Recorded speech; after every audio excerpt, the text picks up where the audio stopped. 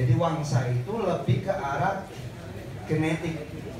Jadi kita berada pada satu wilayah yang secara ekosistemnya itu hampir sama. Yang sebetulnya kita perlu pahamin adalah kita berbeda-beda suku mungkin ya, tapi satu wangsa, satu bangsa. Nah, karena kita memiliki satu genetik yang sama, otomatis secara visinya pun sama. Kalau kita merefleksi lagi bangsa ini, mungkin nanti saya butuh satu rujukan dari Pak Dwi ya, bahwa apakah benar bangsa ini itu memiliki satu nilai-nilai yang dimana tujuan dari bangsa ini atau dari peradaban Nusantara sendiri itu menuju pada titik kerohanian atau kebrahmanaan.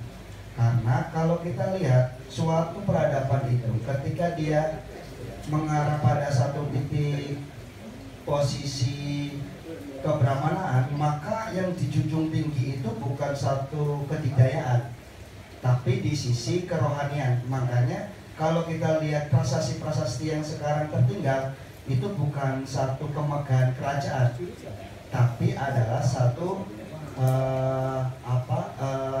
bentuk pemujaan. Berarti kita mengarah ke brahmanaan dari dulu, bukan ke kesatriaan, bukan kedikdayaan.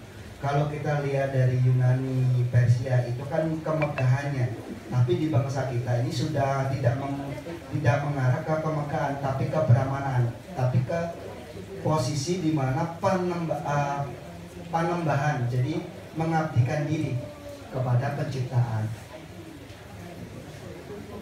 Nah, pada posisi ini sebetulnya di filosofi bangsa kita itu kita sangat tidak asing dengan kata-kata ilingan waspodo.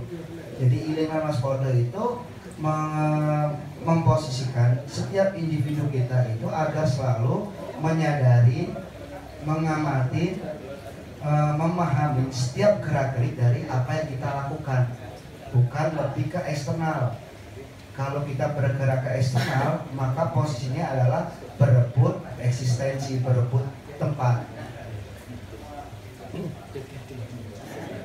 Jadi semasa kita mengidentifikasikan diri pada jasad ini, atau dengan kata lain, semasa kita sedemikian kuatnya menganggap diri kita ini sebagai sosok raga yang berjiwa dan bukannya jiwa yang beraga, maka perjalanan menuju manusia sejati yang benar-benar beradab, yang punya kadar sifat-sifat luhur tinggi masih teramat jauh.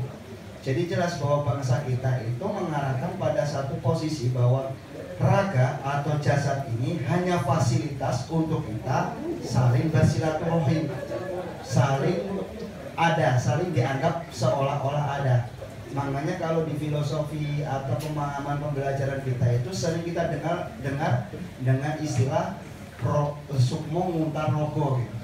Itu artinya bahwa bangsa kita sudah mentransisikan pemahaman diri sejati itu bukan hanya sebentuk fisik atau jasad.